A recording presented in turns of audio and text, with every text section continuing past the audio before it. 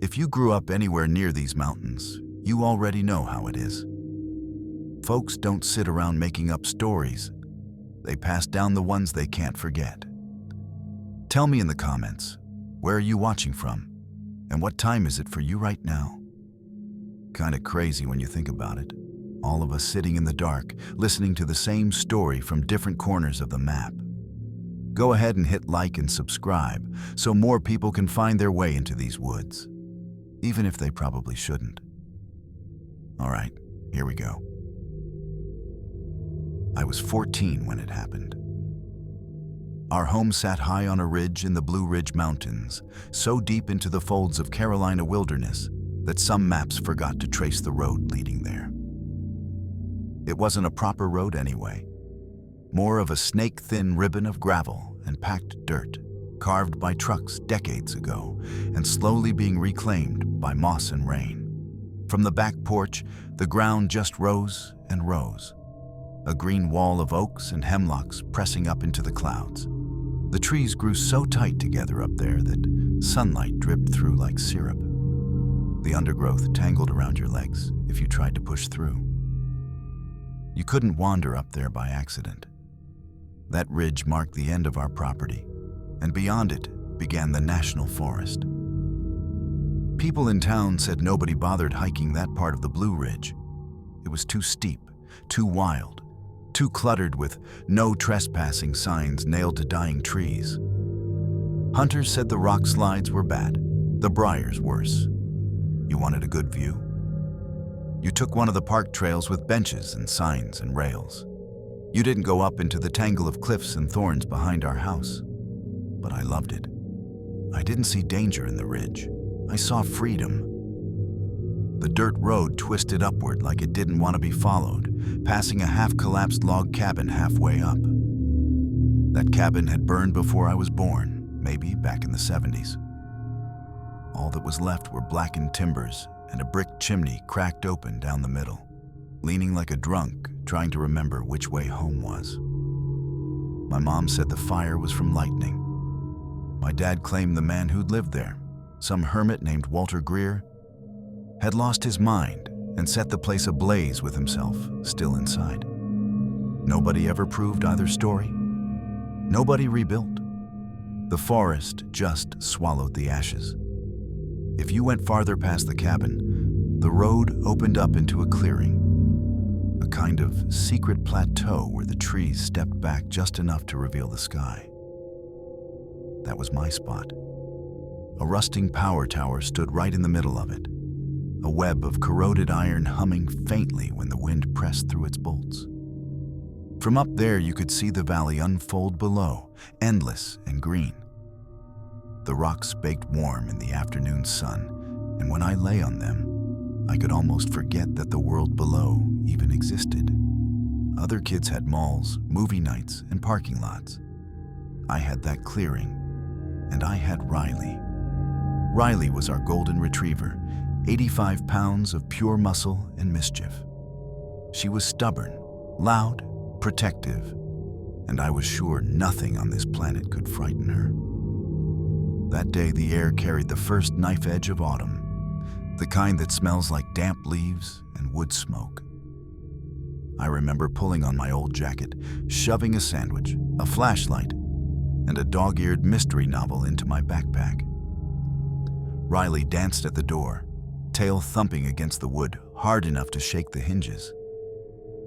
When I finally opened it, she bounded out, nose to the dirt, soaking in every scent like it was a secret meant for her alone. The climb up was routine. I could trace every twist and rut of that dirt road from memory, the smell of pine needles mixed with the damp, mineral scent of earth. A hawk screamed somewhere high above us. When we reached the clearing, I dropped my pack on the flattest rock near the power tower and stretched out with my book. Riley trotted the perimeter, sniffing the brush, probably tracking rabbits or raccoons that had passed in the night. The forest hummed with the usual rhythm. Wind, birds, the occasional rustle of something small. I don't know what made me look up at first. Maybe it was Riley. One second she was weaving through the tall grass, and the next she froze. Not just paused, every hair on her body stiffened, her tail stuck straight back, and her lips peeled open in a low growl. It vibrated through the ground beneath me. I followed her gaze to the far side of the clearing, where the land sloped down into a gulch overgrown with briars. That direction led deeper into the forest reserve. Miles of unmarked land. No trails, no campsites, no cabins. Nobody came from there. Then I heard it. At first it could have been a deer, just a branch crackling. But then came another sound, heavier, a rock turning under weight. Then the unmistakable rhythm of something large forcing its way through the brush, unconcerned with the noise it made. The sound was wrong. Bears moved differently. Deer hesitated. Whatever this was didn't hesitate. It advanced like it owned the place. Riley barked, one sharp, furious sound that tore through the clearing. My heart jumped so hard it hurt. I stood, clutching my book like it could protect me. I told myself it was a hiker, a lost camper, maybe someone from town. Then the branches parted, and a man stepped through. For half a second, relief flickered. Human. But then every bit of warmth drained out of me. He was barefoot, his feet torn open and caked with mud and something darker. His toenails were cracked to the quick, jagged like splinters. His clothes weren't really clothes, just scraps of burlap and faded flannel tied together with strips of what looked like leather. But not leather. It was lighter, almost white. His skin was dry and stretched tight, gray like paper bark, and his hair hung in long, greasy ropes over his face.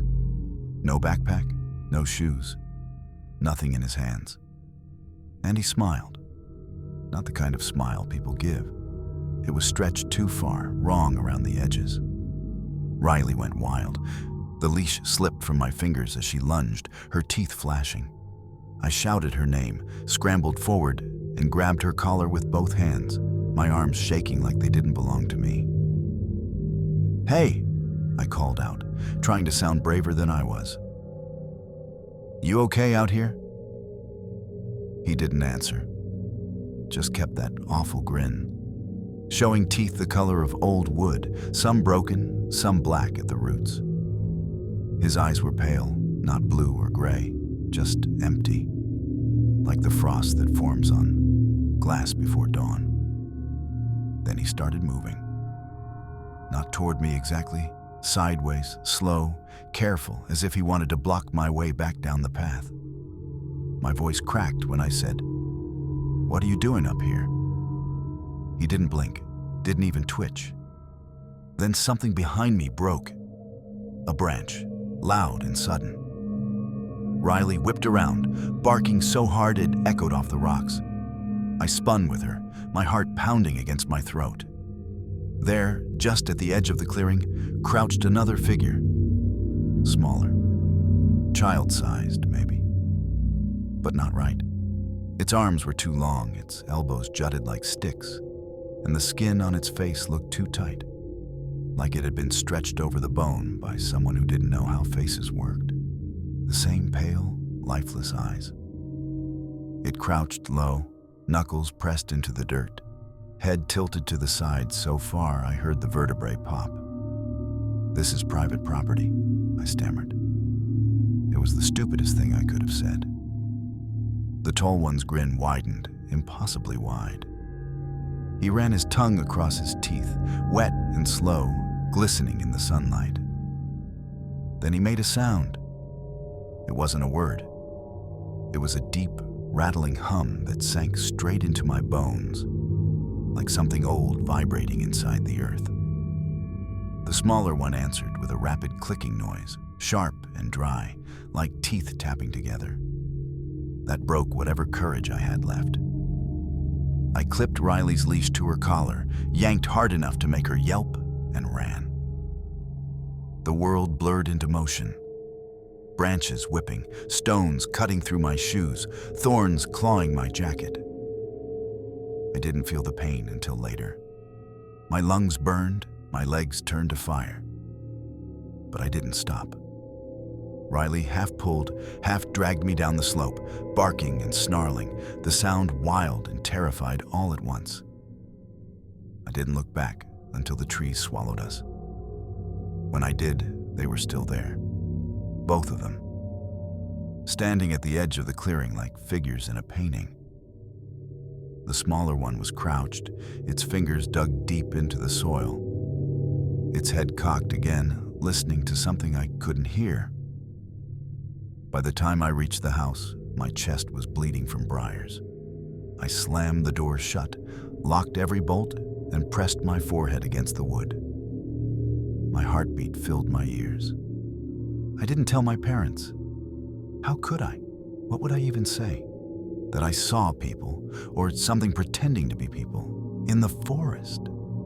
I told myself it was just squatters, weird backwoods folks. That's what I repeated all night until I almost believed it. A week later, Dad came home angry.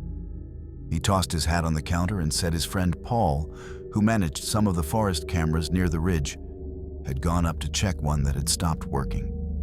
The batteries had died after only a few shots. When they developed the film, there were 3 pictures. 2 were deer.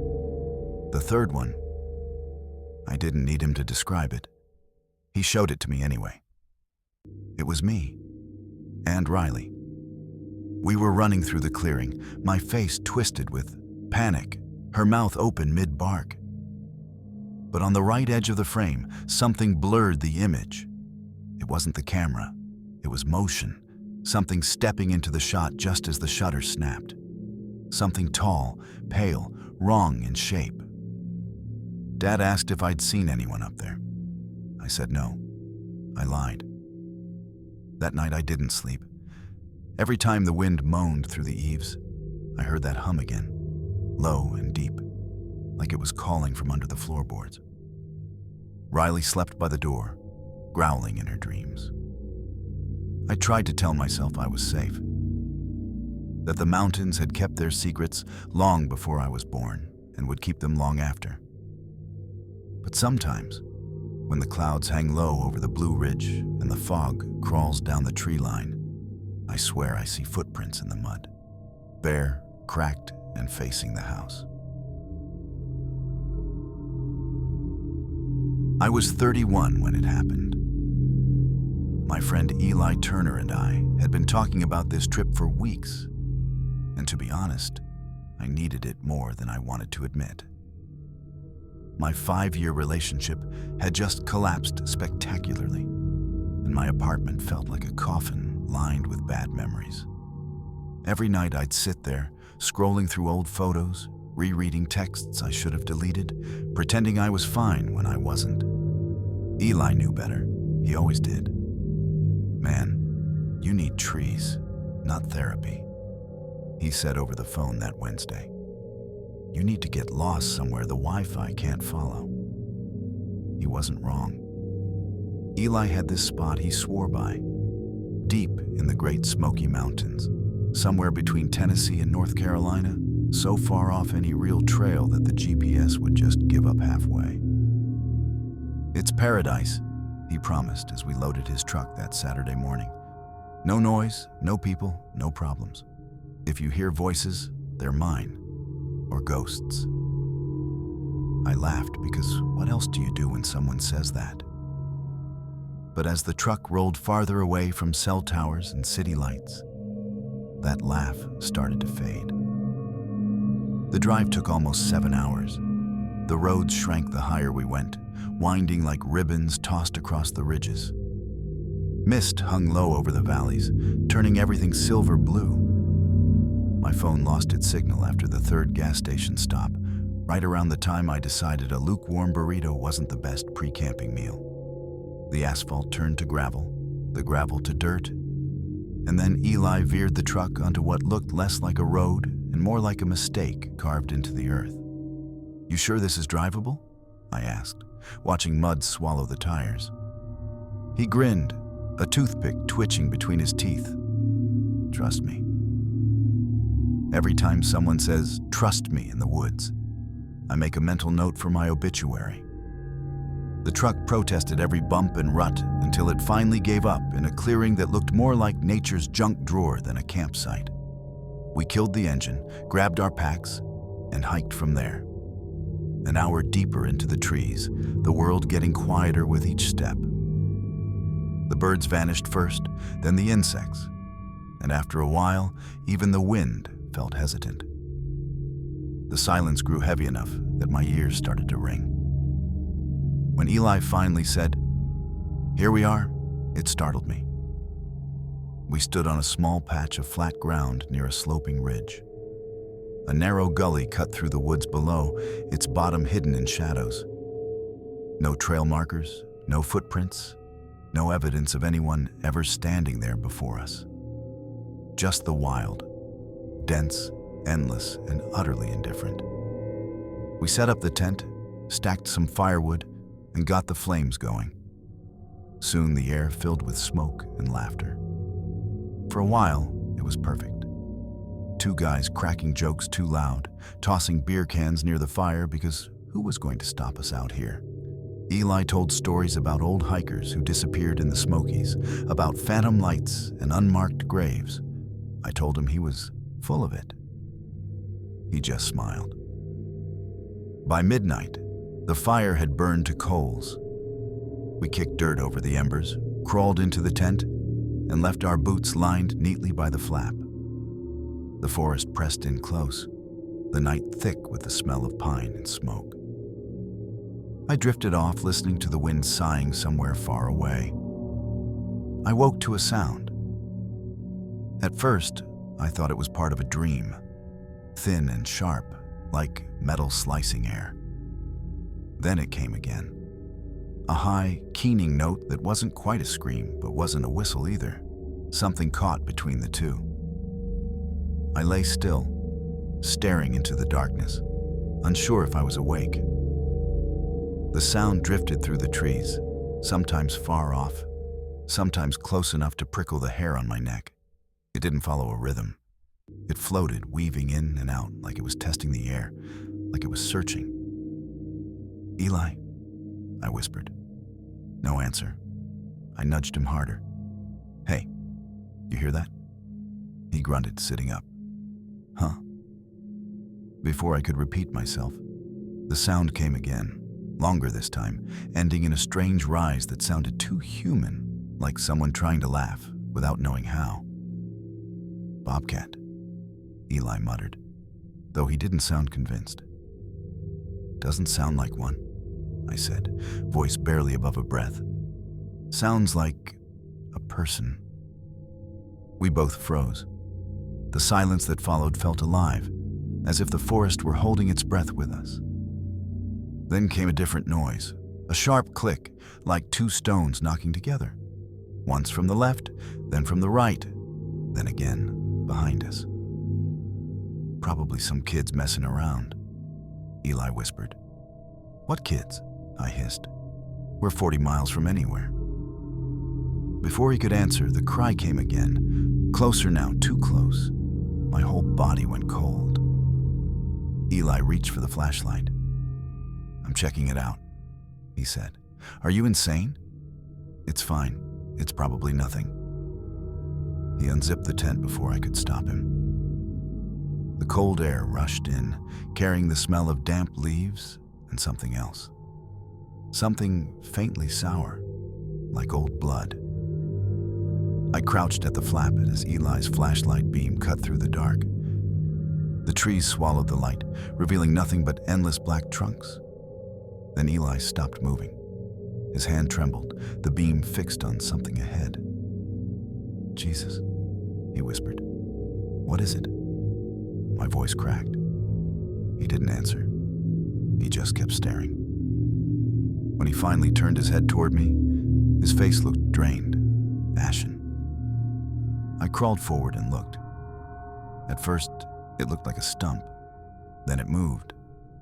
A figure stood maybe 20 feet away, just outside the reach of the flashlight.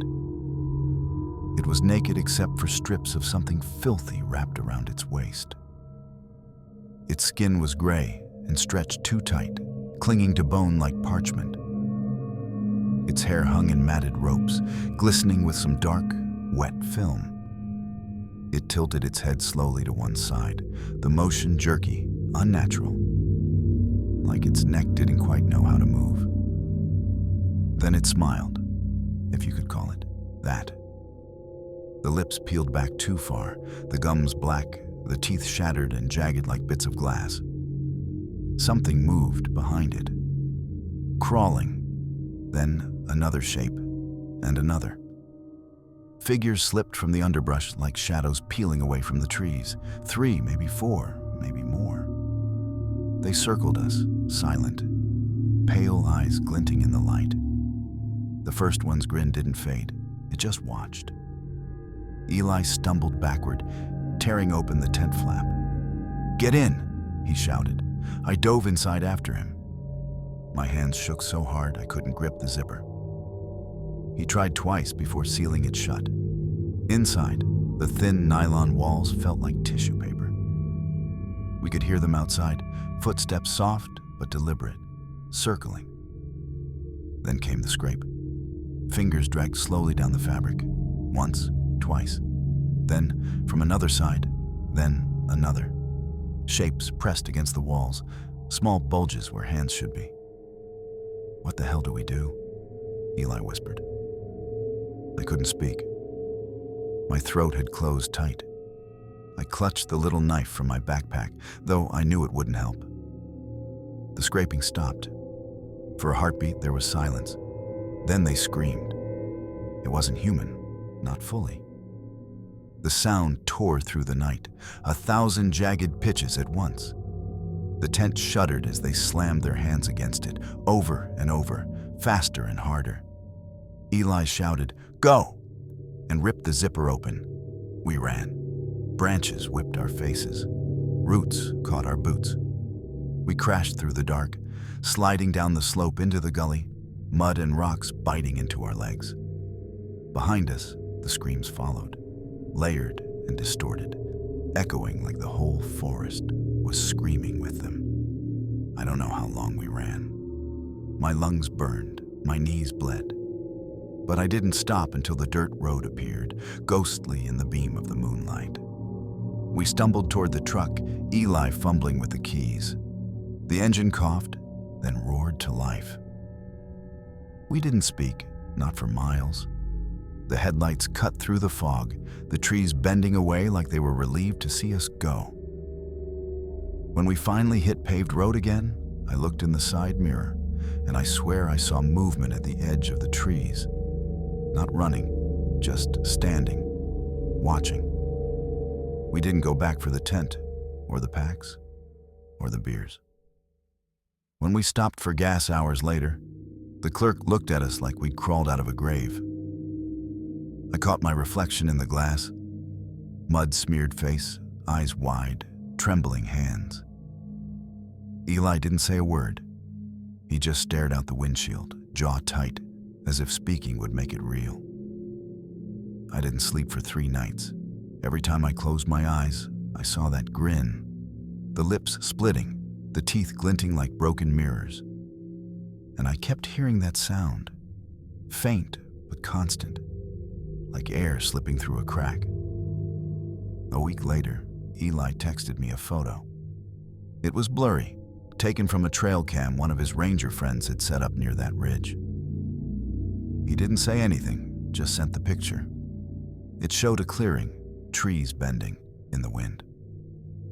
At the edge of the frame, there was a figure, tall, barefoot, its skin pale as smoke, its head tilted too far to the side. I stared at the image until my phone went dark. Then I deleted it. We never talked about it again. Sometimes, when I drive alone at night and the woods close in on both sides of the road, I catch myself rolling up the windows, locking the doors, turning down the radio. The silence starts to feel too heavy, too familiar. And if the wind shifts just right, carrying the faintest whistle through the trees, I swear, I still hear that laugh that didn't know how to laugh. I was 32 when it happened. My shift at the ranger station in the Blue Ridge Mountains ended just after midnight, though it should have been over by 10. Paperwork always had a way of multiplying when you were tired. And that night, the incident report stacked up like a dare. My supervisor, a quiet guy named Reynolds, had asked me to finish them before clocking out. By the time I closed the last log and signed my name, the station had gone completely still. Everyone else had cleared out hours ago. The hum of the vending machine was the only thing that dared to make noise, its faint blue glow flickering across the tiled floor. My desk lamp threw a weak yellow circle over the last of the forms, the light catching the edges of my cold coffee cup. I could have crashed on the cot in the break room, but I hated that idea. The air in the station always turned heavy after dark, like the place didn't want you staying once the sun was gone. And the cabin wasn't far. 2 miles, maybe a bit less, if I cut through the old maintenance trail that wound behind the shed. The truck keys were locked up in Reynolds' office anyway, and I wasn't about to dig through cabinets to find them. The shortcut would get me home in half the time. I'd taken it plenty of times before, even in the dark. Locals always said the trail felt wrong after sunset. Bad air, they'd say, or the woods get mean out there. Then they'd laugh and shrug it off, like they didn't believe themselves. I never bought into that. It's just trees, shadows, and silence. You learn quick as a ranger that the forest at night isn't evil. It's indifferent. It doesn't care if you're there or not. So I grabbed my flashlight, threw my jacket on, and stepped into the night. The trailhead started just beyond the supply shed, where the dirt road narrowed into a faint path between the pines. My boots crunched the gravel with a hollow echo, like the sound was bouncing back from a mile away. The beam of my flashlight carved a thin tunnel through the dark, and the mist hanging low on the ground shimmered when the light hit it. The smell out there was always sharp, wet leaves, cold stone, and that metallic tang that reminded me of rust or old coins. The deeper I went, the quieter it got. Not peaceful quiet. Dead quiet. No crickets, no owls, not even wind. Just the sound of my boots and my own breathing. That's the kind of silence that plays tricks on you. The kind that starts to hum in your ears until you swear something's whispering underneath it. About halfway through, I spotted something pale off to the side of the trail. It looked out of place, a shape half buried in the dirt. I angled the flashlight toward it. A sneaker. Just one. Filthy, scuffed, the sole half torn from the base like it had been chewed. The laces were gone, the fabric frayed and stiff. At first, I figured it was trash. People lose things all the time in the woods. But the ground around it didn't look right. It wasn't compact or covered in leaves like it should have been. The dirt looked loose, freshly turned, like someone had dug there recently. I crouched down and ran my fingers over it. The soil crumbled damp and soft between them. It didn't belong. It was too fresh. I straightened slowly, my stomach tightening in that way it does when your instincts start whispering before your brain catches up. I picked up the pace. My light flicked left and right, scanning the shadows, jittery in my grip. Every tree seemed to lean closer, their shapes stretching in ways they hadn't before. The trail that should have felt short started to stretch out ahead of me, like it was growing longer with every step. Then I heard it, a faint rustle behind me, soft, quick, like dry leaves being pushed aside. I stopped. My heartbeat thundered in my ears. The silence closed in again. Nothing moved. I took another step, slower this time, then another. The sound came again, closer. Same rhythm as my footsteps. I froze completely, forcing myself to breathe slow and shallow. My flashlight trembled as I turned, sweeping the beam through the trees behind me. Shadows scattered across the trunks and tangled brush. But nothing moved. The light caught only mist, my own breath floating in the air. It was probably a raccoon or a fox. Something small, something normal. That's what I told myself, because the woods are full of small, normal things. I started walking again, faster this time. My boots hit the dirt hard, every step louder than the last. The beam flicked over my shoulder again and again, searching. By the time I reached the creek crossing, my pulse was a hammer in my chest. The trail dipped down into a shallow gully where the water trickled over smooth rock. My boots slipped on the stones as I crossed, splashing louder than I wanted. Then came the crack, loud, sharp, a branch snapping under something heavy. I spun so fast the flashlight beam jerked across the trees in a blur. For a heartbeat, I saw nothing but trunks stacked like ribs. Then the light caught on something, eyes. Dozens of them. They were low to the ground, spaced too wide apart, glowing faintly in the beam like tiny mirrors. Too far apart for deer, too many for anything else. And they weren't blinking. My throat tightened. The beam shook as I raised it higher, slow and steady, every part of me screaming not to. And then I saw the face. It wasn't an animal. It was a person, or something that thought it was. The skin was almost translucent, pale like wet paper stretched too tight over bone. The eyes were huge, round, glossy, reflecting the light like glass marbles. The hair hung in clumps, matted with dirt and sticks, some parts sticking to the neck where the skin looked raw. The mouth hung half open, teeth yellow and sharp, filed down to uneven points. Another face slid into view beside it. And another. And another. They weren't standing. They were crawling, their limbs, too long, bending in directions that shouldn't exist. Fingers dug into the dirt as they dragged themselves forward. Some were completely naked, their skin marked with dark scars. Others wore tattered scraps, shirts torn to rags, strips of leather tied around wrists or throats. One had what looked like a child's sock pulled over its hand. The closest one pushed itself upright slowly, shaking as it did, like standing hurt. Its head tilted to the side, twitchy and uneven, like it was trying to figure me out. Or remember what I was. I don't remember deciding to run. One second I was frozen, the next I was sprinting, the beam of my flashlight jerking wildly through the trees. Branches tore at my arms and jacket.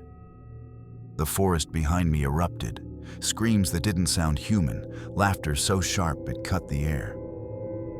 Whatever they were, they moved fast. Not running exactly, something in between crawling and sprinting, limbs slapping the ground too hard, too often. I didn't dare look back. My chest burned, and the trail seemed to twist in ways it never had before. The dirt felt soft underfoot, grabbing at my boots like it wanted to pull me down. I stumbled, nearly fell, caught myself, and kept going. When I saw the faint orange glow of my cabin lights through the trees, I pushed harder, lungs on fire. The porch steps blurred under my feet. My hands fumbled with the keys, shaking so bad I could barely fit one in the lock. The second the door gave, I slammed it shut, threw the deadbolt, and dragged the dresser across it in one motion. Then I collapsed. I stayed on the floor with the rifle across my lap, back pressed against the wall, eyes on the door. Every muscle buzzed like electricity, my breath coming in sharp, shallow bursts. For a long time, nothing happened. Then I heard them, not pounding, not scratching, just movement. Slow, circling like something pacing just outside. Every few minutes, there'd be a sound. Something brushing against the wall, a soft drag, like fingertips tracing the wood. And then came the laugh. Short, broken, wet, like something trying to remember how to sound human. It came once, then again, a little farther away. Then silence. By morning, the woods were still again. When sunlight hit the windows, I finally moved the dresser and opened the door. The yard looked untouched. No footprints, no broken branches, nothing but the faint smell of mud and rot hanging in the air. I told my supervisor everything, every word. Reynolds just stared at me for a long time, his face unreadable. Then he sighed, rubbed his temple, and said, "That's why nobody takes the maintenance trail after dark, kid." That was all. Like it explained everything. I still don't know what I saw out there. I stopped using that shortcut, haven't stepped foot on that path since. But sometimes, when I leave the station late, I catch myself glancing toward where the trail starts, half expecting to see eyes watching from the tree line. And once, about 2 weeks later, I swear I heard it again. The laugh, faint and cracked, floating somewhere in the mist, like it was waiting for me to take the long way home. I was 31 when it happened. My Uncle Raymond owned a large piece of land deep in the Blue Ridge Mountains, hundreds of acres of forest and ridges that seemed to swallow everything human. Sound, light, even reason. Out there, your phone was nothing more than a paperweight. The nearest radio signal died miles before you ever reached his property. If something went wrong, you dealt with it alone. That's just how it was. He had this old hunting cabin out there, if you could even call it that. 2 cramped rooms, a tin roof speckled with rust, and a porch that sagged like it had been holding its breath for too long. Inside, everything smelled faintly of wood smoke and damp, no matter how long you aired it out. The kind of smell that sticks to your clothes, your hair, your skin. When Uncle Ray asked if I wanted to help fix it up for summer, I didn't even hesitate. A couple of days in the quiet sounded perfect. No texts, no constant buzzing of life, no people, just the woods and him and quiet. Honestly, I figured the worst part would be hammering nails and dodging cobwebs. The first day was good. Long, exhausting, but good. We spent hours cutting back brush and hauling debris away from the porch. The roof had started to sag in the middle, and Uncle Ray had me climb up to patch the gap while he hammered new boards below. When the sun dipped behind the ridge, the woods turned gold for a moment, and then black all at once, like someone flipped a switch. My arms ached, my back was shot, and sweat clung to my shirt, but I didn't care. Out there, the silence wasn't empty. It felt thick, heavy, alive. That night, we ate canned chili by the light of an old lantern. Uncle Ray told me about the time he'd seen a mountain lion cross the property line last winter.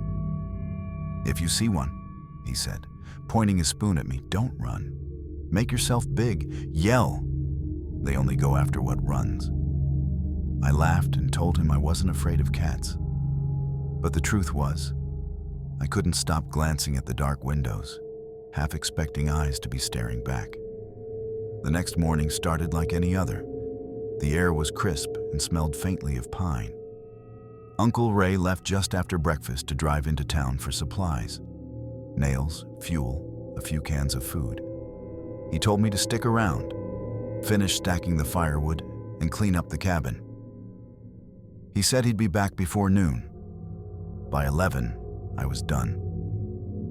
The cabin looked almost respectable again, and the wood pile stood stacked perfectly beside the porch.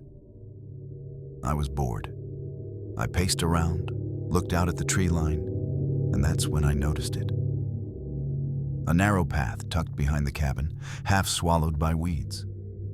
It was little more than a scar in the earth, curling uphill through the trees. I'd never seen it before, and curiosity got the better of me. I told myself I'd just follow it for a few minutes. The trail climbed fast, the air cooling with every step. Roots bulged through the dirt like the bones of something, buried just beneath the surface. The trees crowded in close, blotting out most of the light. I walked maybe 30 minutes before I started thinking about turning back. That's when I saw it. At first, it looked like a pile of rocks, a rough circle about 10 feet across. But as I got closer, I saw the stones were too neatly placed, too precise. A perfect ring, every rock about the size of a basketball. Each one was carved with deep markings, symbols that didn't look like letters, but they weren't random either. They had patterns, angles, symmetry. I crouched and ran my hand over one of them. The carving was jagged, sharp, like it had been cut with something crude but deliberate. Inside the circle, the ground was bare. No leaves, no grass, no roots. Just hard-packed dirt, smooth and almost polished. Something about it felt wrong. Then a branch snapped off to my right. I froze. The sound was small but too clean, too close.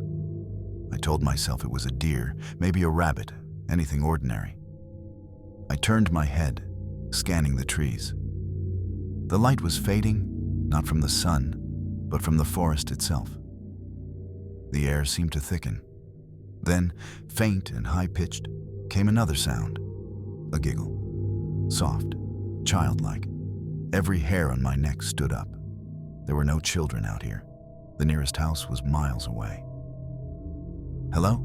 I called out, my voice cracking in the still air. It sounded too loud, too sharp. No answer. The woods didn't move.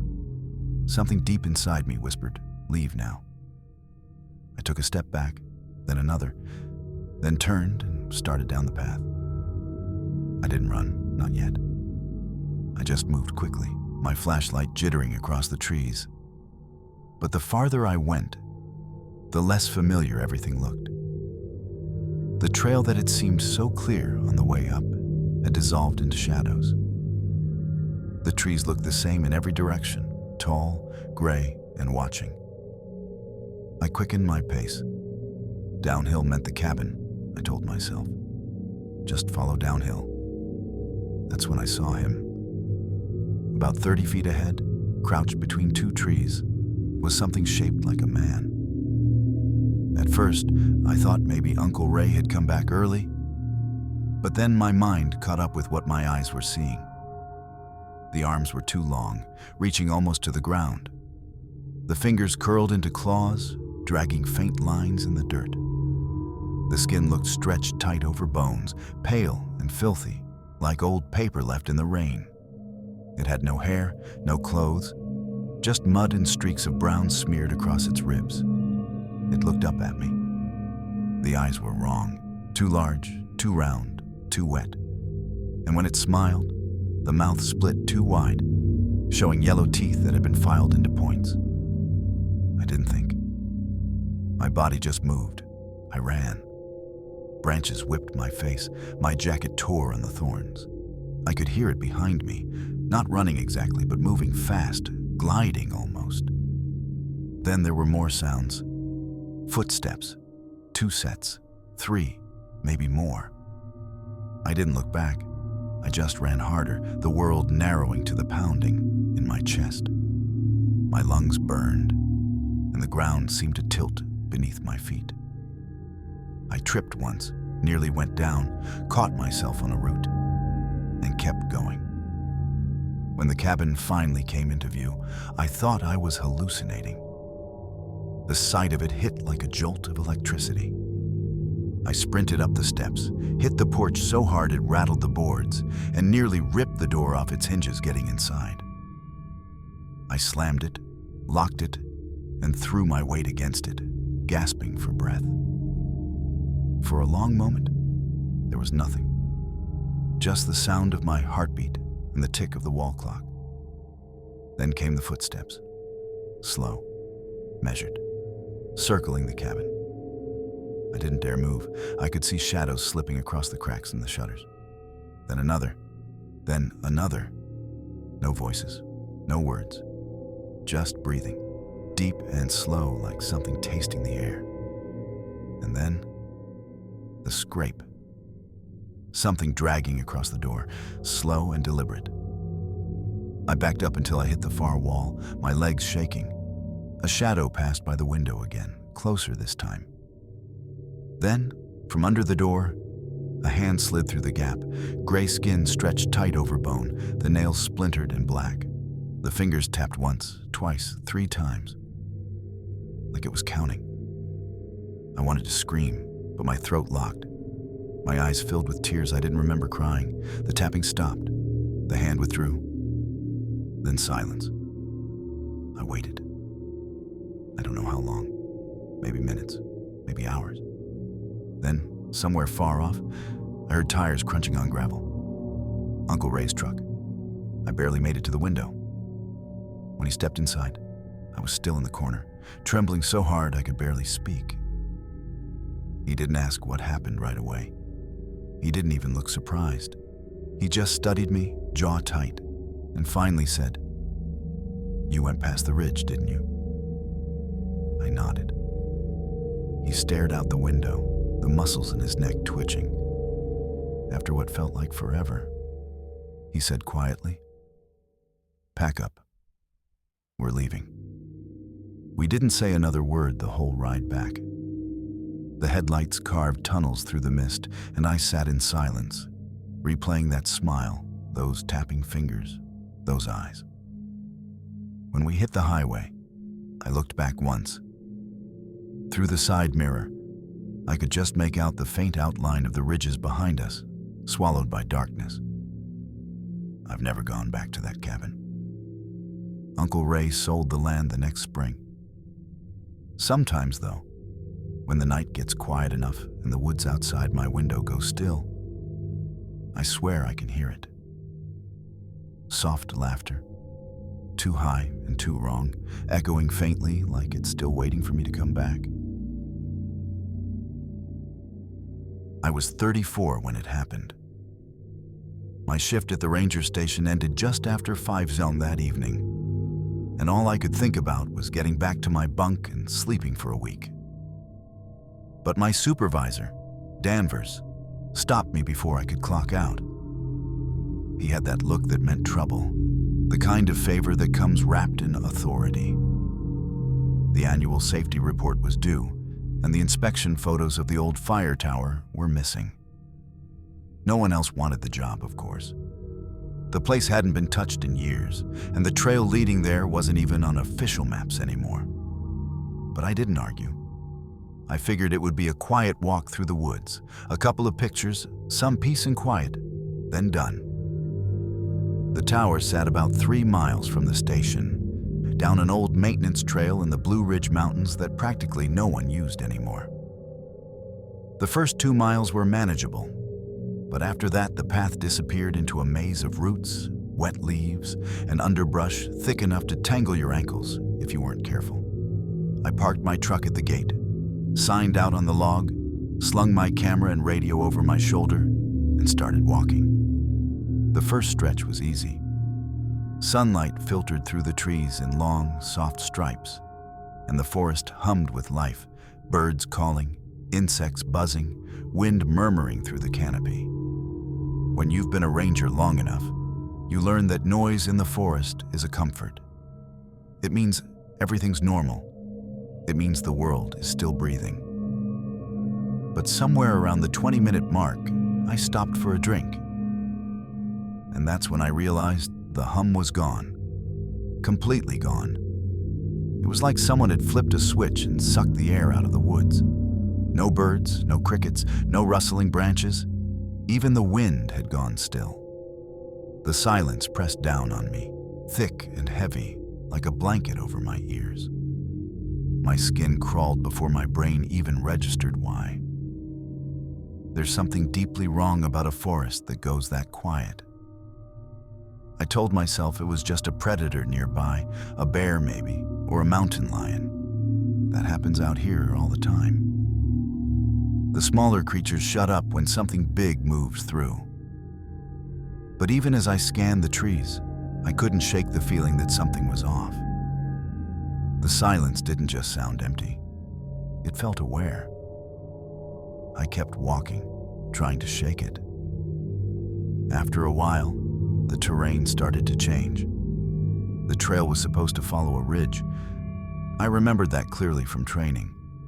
But the ground dipped without warning into a sort of shallow trench, flanked by steep, tree-lined slopes. I slowed down. The trees were strange here. Tall, narrow trunks packed so close together that the canopy above knitted itself into a solid ceiling of shadow. Barely any light made it through. My GPS flickered once, then went dead. No signal. That wasn't unusual in these parts, but it still sent a ripple of unease through me. I turned around to retrace my steps, and that's when I saw them. Footprints. Bare footprints, wide and deep, stamped into the mud like someone had just run through moments ago. They weren't there when I passed this way earlier. I was sure of it. The edges were wet, glistening slightly like the earth hadn't finished settling. They were spaced unevenly, as if whoever left them was moving fast. Too fast. My stomach twisted. I looked around, scanning the trees, but nothing moved. My radio crackled when I hit the transmit button, but all that came through was static, that flat, dead hiss that always sounds like it's laughing at you. I picked up my pace. The silence grew heavier, thicker, clinging to me like a weight. Every step sounded too loud. Every breath echoed. My flashlight trembled in my hand, its beams slicing through the dim air in jittery arcs. The forest seemed endless, the path stretching out in ways it hadn't before. Then, finally, a clearing. Relief hit me so hard my knees almost gave out. The fire tower stood in the middle, a wooden skeleton hunched against the sky. Its frame leaned slightly, warped and weather-beaten, the steps half-rotted and missing boards. The trapdoor at the top hung open, a crooked grin in the floorboards above. The thing looked ready to collapse if you breathed too hard near it. I didn't care. I just needed to get the damn pictures and go. I started climbing, boots clattering against the brittle wood. The whole structure creaked and groaned beneath my weight, the sound echoing like bones cracking in the distance. Halfway up, I stopped to catch my breath and froze. The view over the tree line should have been familiar. I'd seen this forest a dozen times before. But something was wrong. The trees below looked rearranged somehow. Their positions, their spacing, the shapes of the ridges, all wrong. Like the land itself had shifted when I wasn't looking. I blinked hard, rubbed my eyes. When I looked again, everything was normal. Just trees, just woods, just my brain playing tricks. I shook it off and climbed the rest of the way. The top platform felt unstable, but it held. I took the photos quickly, corners, supports, railings, the broken hinge of the trapdoor. My hands were trembling so badly the camera shook. I told myself it was just adrenaline. Then something hit the ground below. It wasn't a branch. Branches don't land like that. This was heavy, wet. I looked down and felt my stomach turn. There, at the base of the tower, was a lump of raw meat, red, stringy, steaming faintly, as if it had just come from something warm. My throat went dry. The camera nearly slipped from my hand. Then came a sound above me, the trapdoor creaking open. Slow, careful. I turned my head upward, and that's when I saw it. A hand, if you could even call it that, gripping the edge of the hatch. The fingers were far too long, the joints bending at sharp, unnatural angles. The skin was gray and cracked like old bark, veins dark as oil, pulsing beneath the surface. The nails were thick, blackened and splintered, like the ends of broken twigs. The hand flexed once, testing the air. That was all it took. I bolted. I didn't think. I didn't breathe. I ran. My boots slammed the wood so hard the tower shuddered. I hit the ground, nearly slipping on that slab of meat, and tore through the trees. Branches lashed my face. My radio bounced uselessly at my hip. I didn't look back. I couldn't. I just ran. No sound behind me. No footsteps. No breathing. Just that suffocating silence, pressing in, alive and hungry. By the time I saw the ranger station roof through the trees, my lungs were burning. My legs felt like rubber. I stumbled up the steps, yanked the door open, and slammed it shut behind me. I locked it, dragged a chair under the handle, and backed away until I hit the far wall. My hands were shaking so bad I could barely unclip the camera. I forced myself to look out the window. That's when I saw them. 3 of them, standing shoulder to shoulder at the edge of the tree line. They were tall, too tall, with limbs that bent the wrong way, like someone had broken and reset their bones all wrong. Their skin was pale, caked in streaks of dirt or blood, I couldn't tell which. Their heads tilted too far to one side, mouths hanging open just enough to show rows of jagged teeth. Their eyes were deep pits, empty and black. They didn't move. Not when I looked right at them. Not when I reached slowly for the rifle propped by the desk. The sun was setting, bleeding through the windows in long red strips. As the light drained away, they stayed there, still as stone. I stood frozen, watching the sky fade to ash, the tree line swallowed by darkness. And then, suddenly, they were gone. No sound, no movement, just gone. I locked myself in the back room that night, sitting with my back against the door, the rifle across my lap. I didn't sleep. Every creak of the station made my muscles tighten. Once or twice, I thought I heard footsteps outside. Slow, dragging, but when I dared to look through the blinds, there was nothing but black. When morning came, the clearing looked untouched. No footprints, no blood, no sign of anything. I called Danvers on the radio. He didn't say much when I told him what happened. Just paused, then said quietly, "That's why we don't send people to the old tower anymore." That was it. No explanation, no disbelief, just resignation, like he'd been waiting for me to see it myself. I quit a month later, packed up, moved 3 states away. I tell myself I left because of the pay, because of the stress, because of the isolation. But sometimes, late at night, when everything goes quiet, too quiet, I still see them. Standing at the edge of the trees, just watching. And I still hear that sound, that soft, heavy slap, like something wet hitting the ground, waiting for me to look down. I was 28 when it happened. My cousin Eli came up with this brilliant idea to go camping deep in the Blue Ridge Mountains, far enough out that we wouldn't see another person for days. He said it like it was a dream. Just us in the woods, man. No people, no phones, no rules. The grin on his face should have been a warning. We'd done short hikes before, sure, little weekend trails near town. But this was different. He wanted to disappear. "We'll go where the GPS gives up," he said. "That's how you know it's real." I should have said no. Every bad instinct in me twitched at the thought. But Eli had that kind of confidence that made you feel like an idiot for hesitating. We left early Friday morning, his old pickup rattling like it was one bad bump away from falling apart. We drove past the last gas station, past the last diner, past the point where cell service blinked out for good. The road narrowed to a winding strip that clung to the side of the mountain like it didn't want to let go. The forest pressed close, swallowing the edges of the sky. After nearly 5 hours, Eli stopped at a rusted metal gate half hidden under vines.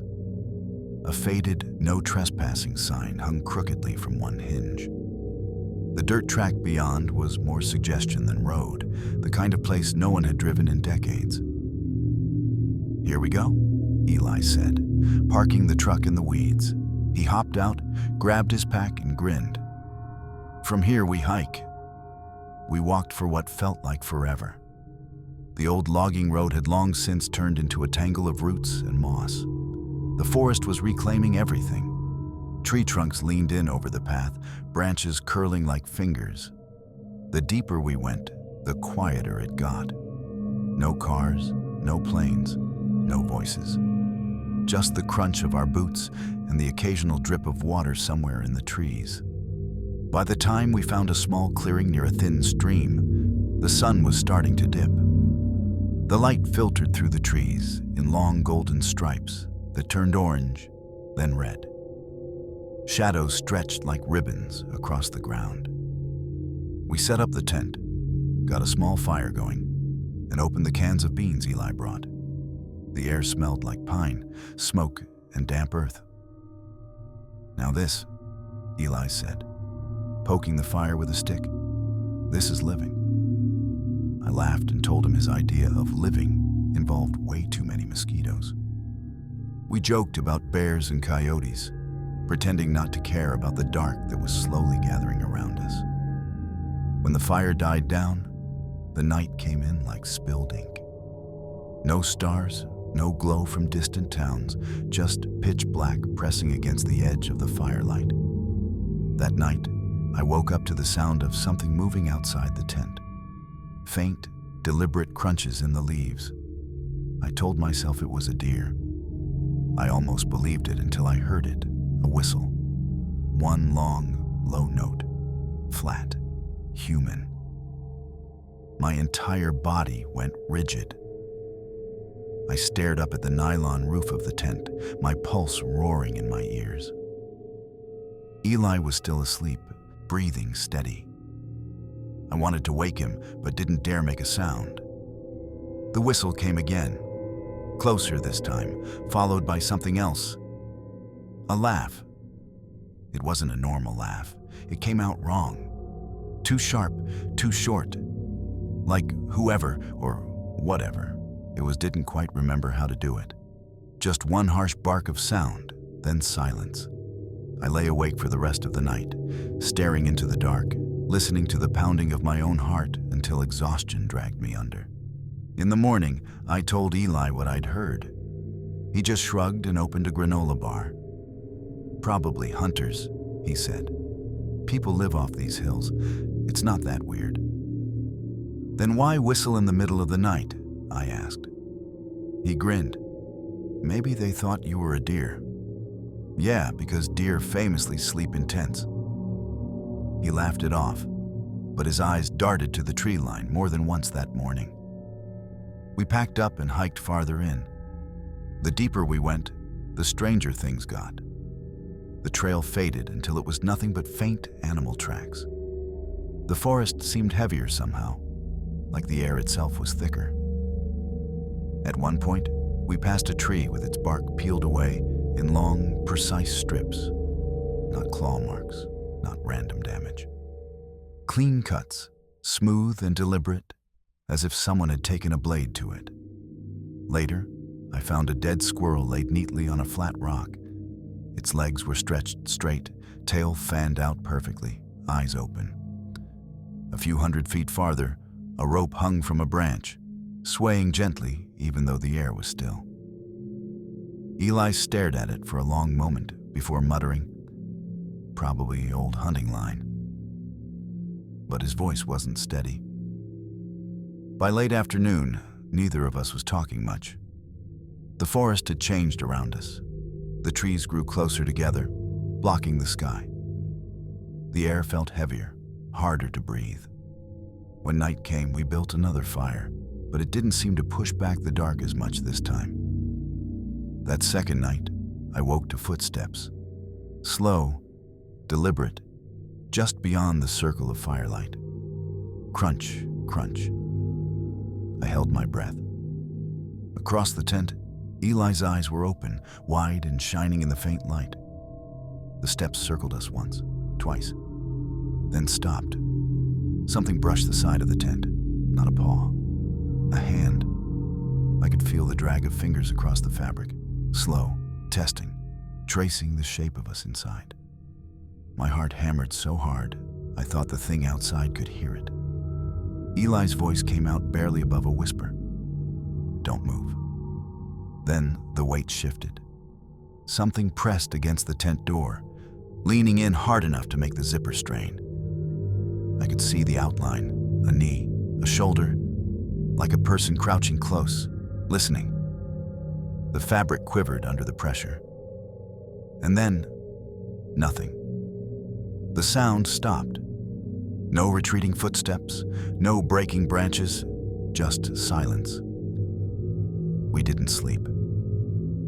We lay frozen until dawn turned the tent walls gray. When we finally crawled out, the ground around the campsite was smooth. No footprints, no broken twigs, no sign anyone or anything had been there. We didn't bother eating. We stuffed everything into our packs and started hiking. Neither of us spoke. Every step felt like it took us deeper instead of out. The air was thick with that kind of silence that makes your ears ring. At one point, I turned and caught movement in the trees. A flicker of something pale slipping between the trunks, gone before I could focus. Eli saw me looking and just shook his head. His jaw clenched tight, like he was afraid that saying something might make it real. Hours later, we finally reached the rusted gate. My chest loosened when I saw the truck, sitting there in the weeds. I almost laughed from relief, until I saw the tracks. Dozens of them. Bare footprints circling the truck over and over. Some small like a child's, others huge, wider than my boots. The mud was thick with overlapping impressions, some fresh, some older. They'd been there all night. And the windows, smears. Long finger marks dragging down the glass, like someone had pressed their face and hands against it, staring in. Eli dropped the keys trying to unlock the door. We both scrambled inside, slammed the locks down, and he started the engine so fast the tires sprayed gravel behind us. We didn't talk, not for miles. When we finally hit paved road again, I looked out the window, half expecting to see someone standing in the rearview mirror. But the trees just faded behind us, swallowed by fog. We made it back to town around dusk. Eli parked outside my apartment, hands gripping the steering wheel so tight his knuckles were white. For a long moment, he didn't say a word. Then he turned to me, voice low. "Don't tell anyone about this. They'll just think we're crazy." I nodded. We never spoke about it again. A week later, I woke up to a sound outside my window. A whistle. Low, flat, one long note. The same one I'd heard in the woods. When I looked out into the street, there was nothing. Just darkness. But in the reflection of the glass, faint and smudged, I could see them, handprints. Long, narrow fingers dragging slowly down the outside of the window, leaving streaks like damp clay. And somewhere, far off but getting closer, I swear I heard laughter, broken and jagged, like someone trying to remember what it felt like to be human. I was 25 when it happened. My Uncle Harold had this small, lopsided cabin way out in the Blue Ridge Mountains, miles from anything that could be called civilization. He called it his retreat, his slice of heaven, like the wilderness itself owed him peace. My parents talked about it like it was some magical getaway, a place untouched by the noise of the world. But from what I'd heard, it was 5 hours away from cell service, comfort, and sanity. I'd never been there before, and I hadn't planned to. But that summer, my parents decided I needed fresh air and responsibility, which, translated from parental language, meant, "Get out of the house, we're tired of you." So off I went, a reluctant volunteer for a week in the mountains with Uncle Harold. We left before sunrise in his battered pickup that looked like it hadn't had an oil change since the Clinton administration. At first, it felt kind of like an adventure. Me riding shotgun with the windows down, the early air cold and sharp, and Harold humming along to some old country tune on the radio. But the farther we drove, the more the world peeled away. The gas stations disappeared, the diners vanished. Then even the pavement gave up, replaced by gravel, and finally dirt. Trees closed in like curtains, and the road twisted upward through green ridges that looked more like walls than mountains. By the time we stopped, the sun was dipping behind the slopes, and the sky had turned the color of rust. The cabin sat in a small hollow, surrounded by dense forest on all sides.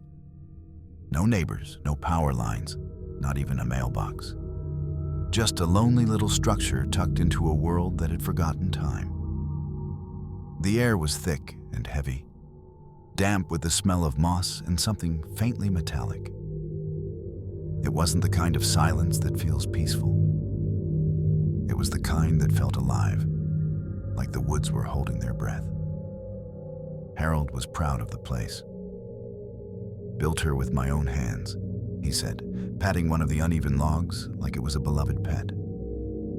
Inside was simple: 2 rooms, a cot, a rusty stove, a sagging table, and a rifle rack by the door. He showed me the generator humming weakly beside the shed, the creek down the hill where he got his water, and the outhouse behind a row of pines. Then, right before dinner, he looked me dead in the eye and said, "Only one rule, Nate. Don't wander. Not up the ridge, not down the creek. These hills go on forever, and people get lost here all the time." I nodded, pretending I didn't already plan to ignore him. But truthfully, I wasn't in the mood to explore. The silence pressed down too hard, and the shadows between the trees seemed to shift when you weren't looking. The first 2 days were slow. We chopped wood, fished, and patched a hole in the roof. Harold spent most of his time sitting on the porch, a can of beer in hand, staring out at the forest like it was telling him something he didn't want to hear. Night. We played cards by lantern light while he told stories. Stories about hunters who disappeared without leaving tracks, about people who wandered into the wrong holler and never came back right, about families who'd lived up here so long they weren't exactly like the rest of us anymore. He didn't tell them like ghost stories. He told them plain, matter of fact, the way you'd talk about the weather. That made it worse. I laughed the first night, said it was all just folklore. By the third night, I didn't think it was funny anymore, because that's when I heard the tapping. It woke me around midnight, soft at first, barely cutting through the quiet. Tap, tap, tap, rhythmic, measured, too deliberate to be the wind. It came from the front wall, near the door. I lay there staring up at the ceiling, holding my breath, trying to convince myself it was nothing. The cabin creaked all the time, right? Old wood, wind, maybe a branch brushing against the siding. But it wasn't random. It was knuckles. On wood. Tap, tap, tap. Then silence. I don't know how long I stayed frozen before sleep dragged me under again. The next morning, the sound seemed like a dream, until I stepped outside. The ground was wet from the night's rain, and there in the mud were footprints. Bare, small, but wrong. The toes were too long, the arch too flat, the spacing strange, like whoever left them didn't quite know how to walk right.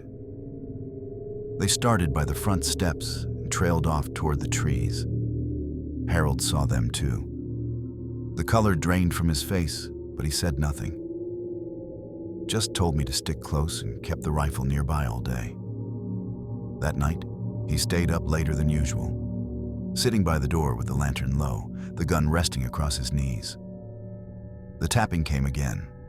Same rhythm, slow, patient, but this time it moved. Around the cabin, circling, dragging along the wood. Then came another sound, high and broken. A laugh, maybe? It started like a giggle but cracked halfway through, twisting into something wet and wrong, like someone trying to remember how laughter worked and getting it backward. Harold's face went hard. He grabbed the rifle and whispered, "Stay put." He flung the door open, the flashlight cutting through the dark. The sound stopped immediately. The forest froze. Not a leaf moved. I watched through the window, holding my breath as his beams swept across the trees. Nothing. Just stillness. When he came back, his skin was pale, his jaw locked tight. He didn't tell me any stories that night. He didn't even speak. He sat by the door again until dawn, staring into the dark, the rifle never leaving his hands. The next day, we found more prints by the creek. Dozens, some small, some large, crisscrossing each other like a tangle of veins. The ground was churned up like something had been pacing there for hours. Harold didn't say a word, just nodded once, like he'd already been expecting it. "We're leaving tomorrow morning," he said flatly. We didn't talk for the rest of the day. He didn't pack. He didn't sleep. That night, I sat on the floor clutching my flashlight, so hard my knuckles ached. Midnight came, then 1, then 2. Nothing. Just the sound of my heart thudding in my ears. Then I saw it. Movement outside the window, something slipping between the trees. A pale shape, quick and quiet. I told myself it was a deer, had to be a deer, until one of them stood upright. It wasn't a person. Not exactly. It was too tall, too thin, its arms hanging low enough to brush its knees. The skin was white-gray, almost translucent, and gleamed faintly under the moonlight. Its head tilted in a slow, jerky motion, and the eyes, too big, too round, too wide apart, caught the light like glass marbles. The mouth hung open in a grin that stretched too far. The teeth weren't sharp, just endless. Rows and rows of small, flat teeth, packed so tight they barely fit in its jaw. I couldn't breathe, couldn't even blink. Then I realized there wasn't just one. Shapes moved in the dark behind it, 5, 10, maybe more. Some crawling low to the ground, others moving upright, their limbs bending the wrong way. They didn't make a sound as they crept closer, stopping just at the edge of the clearing, watching. Dozens of black eyes staring through the glass. That broken laugh came again, echoing between the trees. Harold yanked me away from the window so hard I nearly fell. "Don't look," he hissed, voice shaking. He grabbed the rifle, kicked open the door, and fired into the night. The cracks split the air, but the shapes didn't flinch. They just stood there, heads tilting in unison, their mouths stretching wider. We didn't wait. We didn't pack. We ran. Harold grabbed his keys off the table and shoved me toward the truck. My flashlight beam bounced wildly as we tore through the mud, the forest swallowing our footsteps. When we burst into the clearing, the headlights hit them, lined up along the tree line, shoulder to shoulder.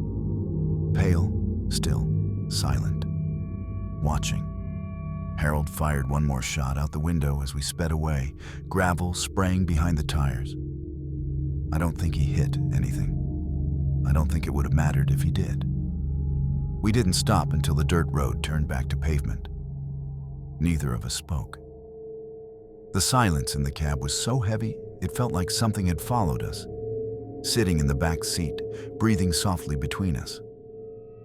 When we finally pulled up to my parents' house hours later, Harold didn't even cut the engine. He just stared straight ahead and said quietly, "You tell them it was bears, you hear? You tell them that and nothing else." I nodded. He didn't come inside. He drove away before the sun was up. 2 weeks later, my dad got a call from the sheriff's office. They'd found Harold's truck pulled over on a back road, engine running, driver's side door wide open. No sign of him, no footprints, no struggle, just empty woods. Sometimes, at night, I think I hear that sound again. The slow, steady tapping on my wall. Always 3 knocks, always patient. And sometimes, when the wind dies and the house goes quiet, I swear I can hear laughter outside. That same broken, choking sound, like something's trying to remember what it means to be human. I was 27 when I decided I'd had enough noise. My apartment sat over a main street in town, and life just never stopped there. Engines rumbling at red lights, music bleeding through thin walls, arguments spilling out from the bar 2 doors down. Every night it felt like the world was yelling and I couldn't find the volume knob. One Friday, I just snapped. I didn't tell anyone, didn't post about it, didn't even leave a note on the counter. I needed quiet, and not the kind you find at a yoga retreat or on some guided mindfulness app. Real quiet. The kind that presses against your skin. I pulled up a map that night and searched for emptiness. I traced the roads until they turned to thin lines, then thinner, then dotted marks that disappeared into green. My fingers stopped near the Blue Ridge Mountains, a stretch of forest and ridges I barely knew existed.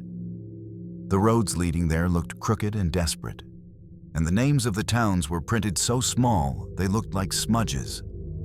That was it. That was where I needed to be. When I told people, everyone had something to say. My coworker warned me about black bears, like I was planning to wrestle one for fun. My neighbor mentioned snakes. Another guy brought up cougars, though I was pretty sure those had died out decades ago. None of it mattered. I wasn't heading out there to test myself or film a documentary about digital detoxing. I had good gear, food for 3 nights, a reliable pack, and a small hunting knife my dad had given me years ago. I just wanted to hear myself think again. The trail I found online wasn't much of a trail, at least not anymore. It was an old logging road that nature had been patiently reclaiming. The deeper I walked, the more it felt like the woods wanted me gone. Trees leaned in over the path, their branches knitted so close overhead they turned the sunlight into a dull green haze. Vines tugged at my boots. Every few steps I had to kick free. It took nearly 4 hours to find a decent place to camp.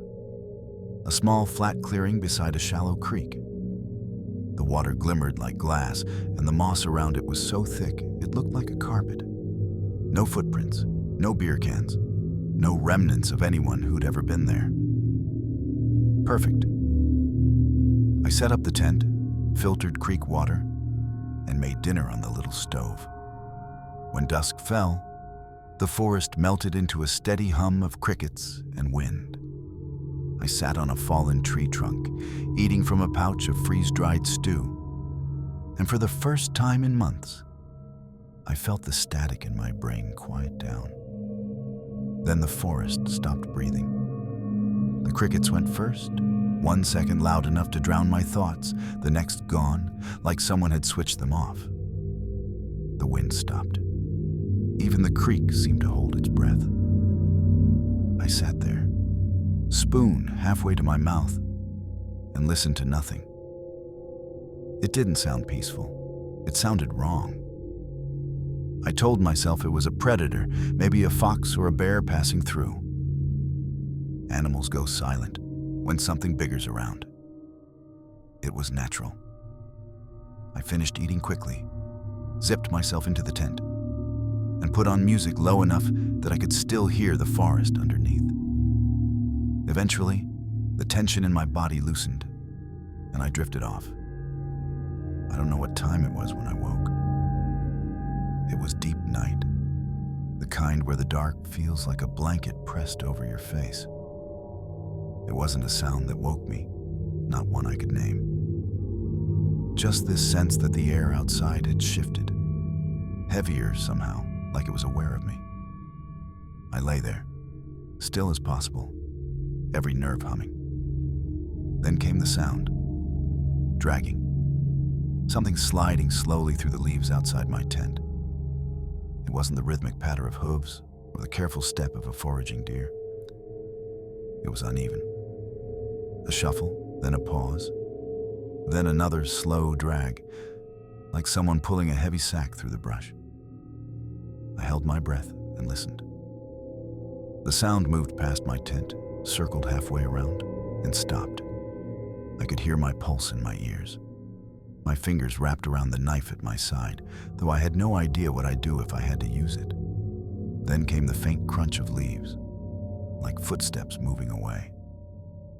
I waited an hour before I let myself exhale. Nothing else happened, no more dragging, no more movement. Eventually, exhaustion won, and I fell into a shallow, restless sleep. Morning didn't bring relief. When I crawled out of the tent, my gut turned to stone. The ground around my camp was covered in tracks. Not one or two, dozens. Bare feet pressed deep into the damp earth. Some tiny like a child's, others long and wide, far larger than mine. And the shape of them wasn't right. The toes were too long, the arch too flat, like the feet didn't know how to be feet. They weren't old prints either. The edges were sharp, clean, the mud still wet where they'd pressed down. And they circled my tent, over and over. Like a ritual. That was all I needed. I didn't even make coffee. By 6 a.m., I had my pack on and my tent stuffed away. My car was 6 miles down the road, and I planned to make it there before noon. I didn't even bother with breakfast. For a while, it was fine. The air was cold, the trail damp, my boots sinking slightly into the soft earth. I kept a steady pace, not too fast, not too slow, just enough to make noise and feel less alone. But about an hour in, I heard it, a sharp crack behind me, maybe 50 feet back, a branch snapping under weight. I froze. The forest held its breath. Nothing moved. I turned slowly, scanning the trees. Just green and shadows, and the faint shimmer of dew on the leaves. I took a step forward, then another. Snap. You, closer this time. I spun around, but again, nothing. The air felt thicker now, pressing against my chest. I started walking faster. That's when I heard the clicking.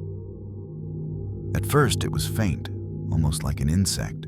A wet, rhythmic click, like someone tapping their tongue against their teeth. Then another, and another. It stopped when I stopped, started again when I moved. Click, click, click, my hands clenched around my pack straps. I sped up. The sound followed, quicker now, matching my pace. I started to jog. So did it. The clicking grew louder, closer, and then it changed. No more rhythm, no more clicking, just running. Footsteps pounding the earth behind me. I didn't look back. I couldn't. Every instinct screamed at me to move faster. I ran until my lungs burned, until my vision blurred, until the forest broke open into a strip of sunlight. The old logging road. My car shimmered at the end of it, light glinting off the windshield like salvation. I sprinted. My heart slammed against my ribs. I hit the door, fumbled for the keys, yanked it open, and threw myself inside. My hands shook so badly, it took 3 tries to jam the key into the ignition. When the engine roared to life, I locked the doors and dared to look back.